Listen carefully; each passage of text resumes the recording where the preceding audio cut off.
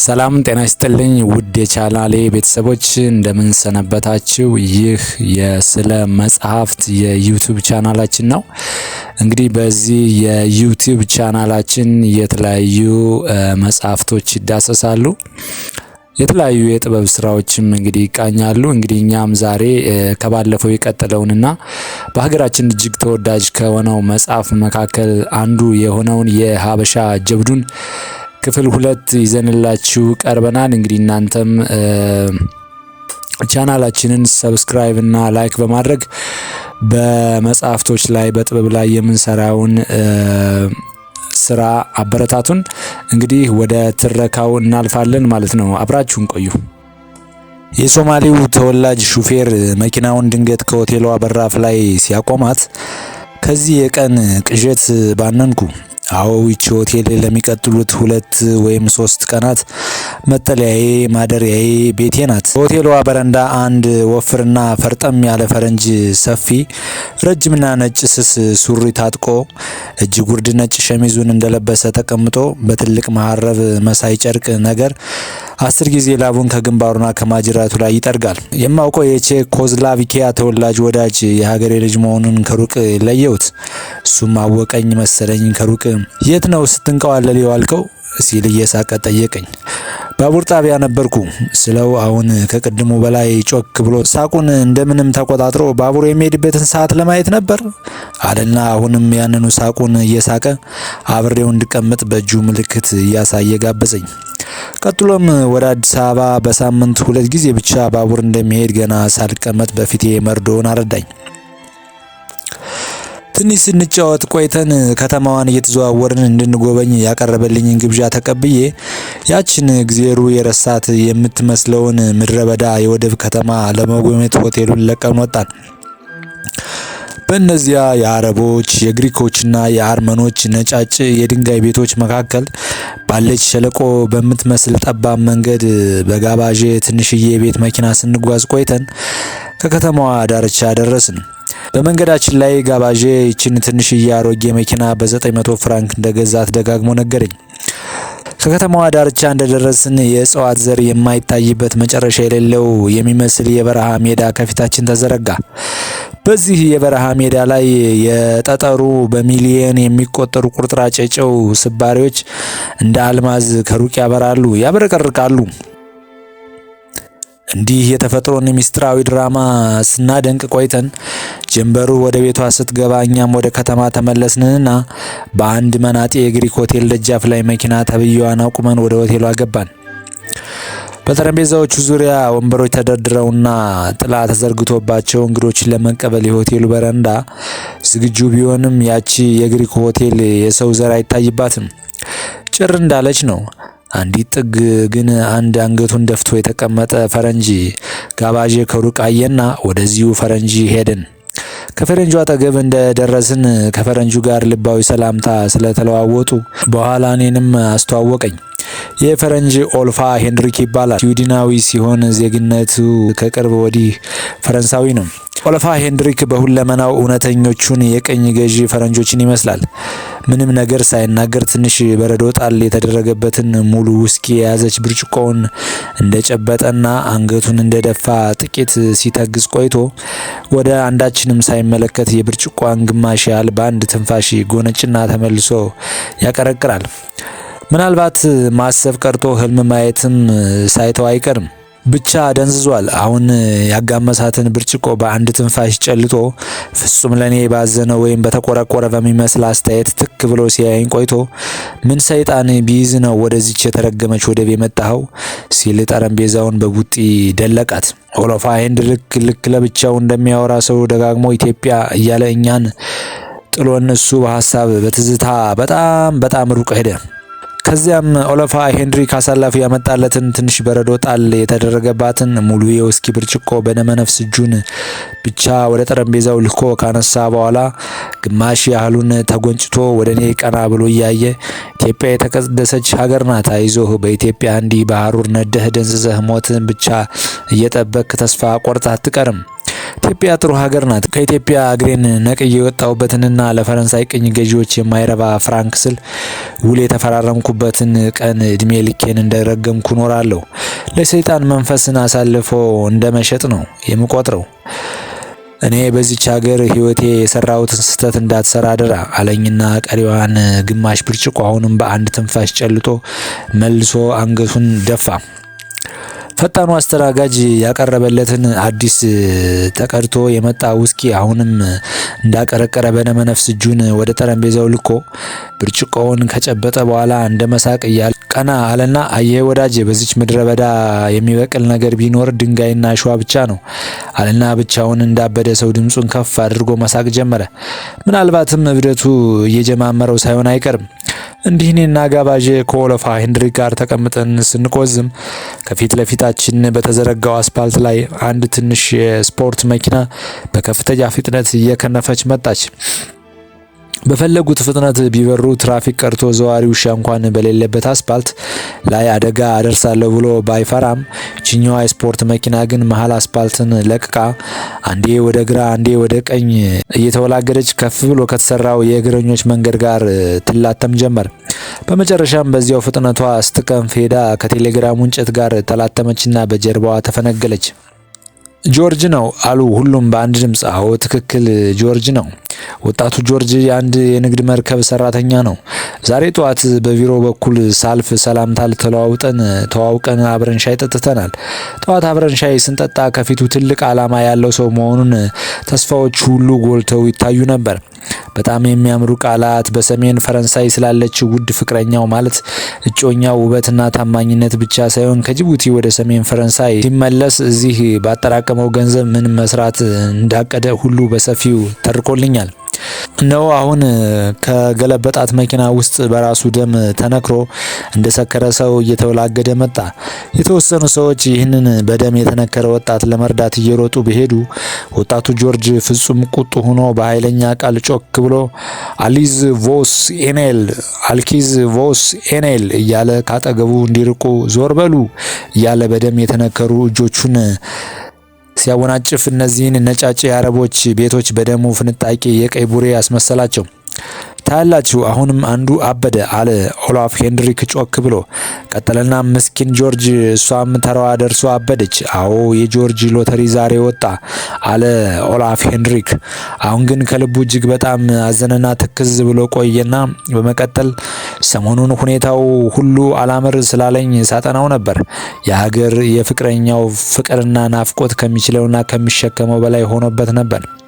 በተደጋጋሚ ወደ ፈረንሳይ ሀገር ለአጭር ጊዜ ረፍት እንኳ እንዲለቁት ቢጠይቁም ሳይፈቅዱለት ቀሩ። አሁን ግን ረፍቱን ያገኛል እስከ መጨረሻው አለና አይኑን ከጆርጅ ላይ ሳይነቅል እጁን ብቻ ወደ ብርጭቆ ዘርግቶ ቀረችውን አልኮል በአንድ ትንፋሹ ጨለጣትና በመቀጠል አየጌታው ተመሳሳይ እድል ሁላችንም ይጠብቀናል። አንዳንዱን ገና ከመድረሱ ይይዘዋል፣ ሌሎቹን ደግሞ ቀስ እያለ በደማቸው ገብቶ አንድ ቀን በድንገት ይነሳና ያሳብዳቸዋል። አየጌታው እብደት ሲነካቸው እንዲሁ ዝም ብለው በአንድ ቦታ ተቀምጠው በባዶ አየር ላይ ለረጅም ሰዓታት ሲያፈጡ ይውላሉ። ማሰብ ያቆማሉ። አዎ ጌታው፣ እብደት ሲጀምር እንደዚህ ነው። ምስኪን ጆርጅ በመጨረሻ የፈራው ነገር ደረሰበት። የጅቡቲ በረሃ ለነጆርጅና እሱ መሰል ወጣቶች አይሆንም። ኦሎፍ ሄንድሪክ ለተወሰነ ጊዜ በትካዜ ዝም ብሎ ቆይቶ ድንገት የሚያስበረግግ ቀዝቃዛ ሳቅ መሳቅ ጀመረ። በዚች ጅቡቲ በምትባል ምድር ላይ መሞት አልፈልግም። እዚህም የረባም የቀብር ቦታ እንኳ የላቸውም። እንደምንም የሚቆፈር የቀብር ጉድጓድ በጥቂት ደቂቃዎች ውስጥ በውሃ ይሞላል።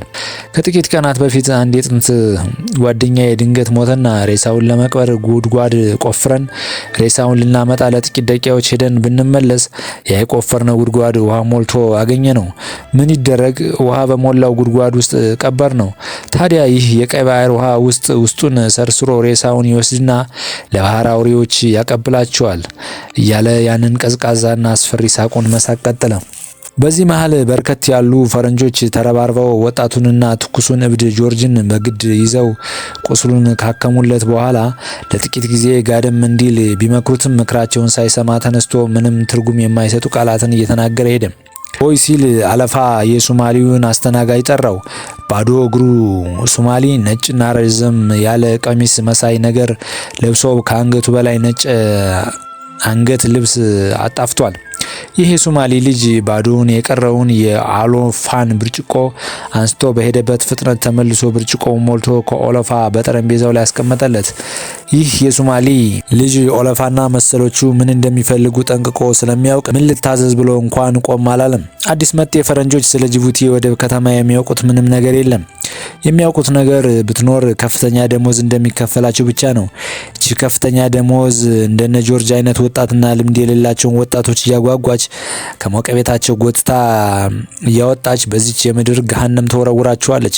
እነዚህ ልምድ የሌላቸው ወጣት ፈረንጆች ሰንበትበት ሲሉ የሚከፈላቸው የከፍተኛ ደሞዝ ምንም እንኳን የአልኮል መጠጦች ዋጋ በጣም ርካሽ ቢሆንም ፍጹም እንደማይበቃቸው ይረዳሉ። ለምን ቢሉ ጌታው መልሱ በጣም ቀላል ነው። አዎ እውነት ነው። በጣም ሲበዛ እንጠጣለን። አዎ ጌታው፣ ራሳችንን ለመርሳት እንጠጣለን። ብቸኝነታችንን ለመርሳት እንጠጣለን። ናፍቆታችንን ላለመናፈቅ እንጠጣለን። አዎ ጌታው፣ ሕይወታችንን በገዛ ፍቃዳችን ማበላሸታችን ለመርሳት እንጠጣለን። እናም ጌታው ያቺ ያጓጓችን ከፍተኛ ደሞዝ ለዚች ለርካሿ መጠጥ እንኳን አትበቃንም። እንዲህ ኦላፍ ሲናዘዝ ሶማሌው አሳላፊ ሌላ አዲስ ሙሉ ብርጭቆ አልኮሆል ስላመጣለት ብርጭቆውን አንስቶ ግማሽ ያህሉን ከተጎነጨ በኋላ አዎ ጌታው፣ የኛ የከንቶዎች ሕይወት ይህንን ይመስላል። ዛሬም እንጠጣለን፣ ነገም እንጠጣለን። አንድ ቀን ይህ የበረሃ በሽታ አናታችን ላይ ወጥቶ ወባ ወልዶ ሲረታን በሁለትና በሶስት ቀን ውስጥ ሲደፋን በዚያ ውሃ በሞላው ጉድጓድ ውስጥ ይቀብሩናል።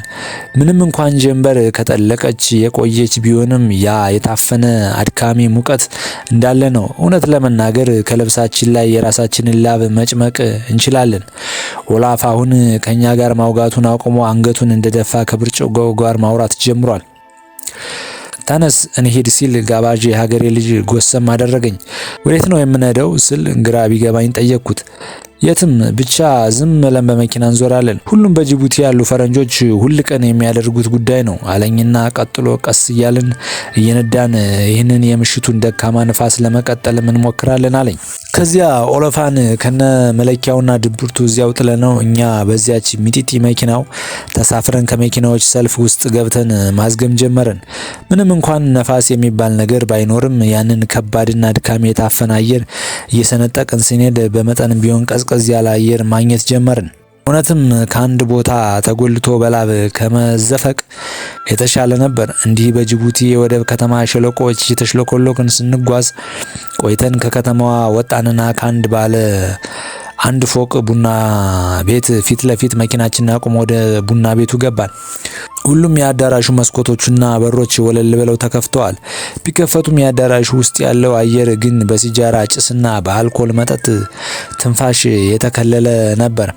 ከዚህ አዳራሽ ውስጥ ላሉ ሰዎች ግን ይህን ያህል የከበዳቸው አይመስልም። ከበሩ ፊት ለፊት ባለው ረጅም ጠረጴዛ ዙሪያ ባሉት በአግዳሚ ወንበሮች ላይ በርካታ መርከበኞች ተደርድረው ተቀምጠዋል።